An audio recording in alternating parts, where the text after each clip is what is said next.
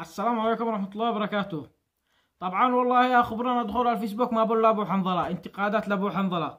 ما لكم على ابو حنظلة؟ اقسم بالله انه ابو حنظلة يعني ما كيف على الله على الشيلة حقه، بالذات الشيلة هذه حقه اللي تقول احبك يلعن ابو شكلك.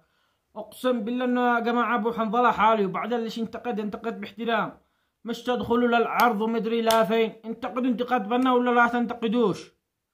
ما لكم على ابو حنظلة. ابو حنظلة والله انه انسان كفو، واحنا طبعا ابو حنظلة مع السلبيات انه يطلع بالتيك توك مع بنات بس، ونحن ننتقده على مت هذا الشيء وعلى القشعة حقه هذاك الشعر السلس لا هانا ومدري ما هو ذا، بس هو ذا السلبيات حقه انه يطلع مع بنات. فانا اتمنى من الاخ ابو حنظلة انه ما يطلعش مع بنات، ما يطلعش في التيك توك.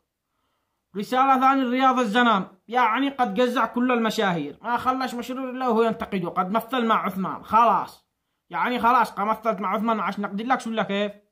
اهدى يا رياض الزنم مدري مش ما كان، مش قد مثلت مع عثمان مثل مع عثمان الله يفتح عليك، لكن لا تتبقاحش، ما نحناش ناقصين ضابح من اعمارنا يعني، ولا خلاه مشهور الا هو ينتقده. لا حول ولا قوة الا بالله. تحياتي للجميع. هذا اللي حبينا نوصله بس لرياض الزنام والمنتقدين حق ابو حنظلة، هذا كونوا ينتقدوا باحترام ولا تنتقدوش. تحياتي واشواقي.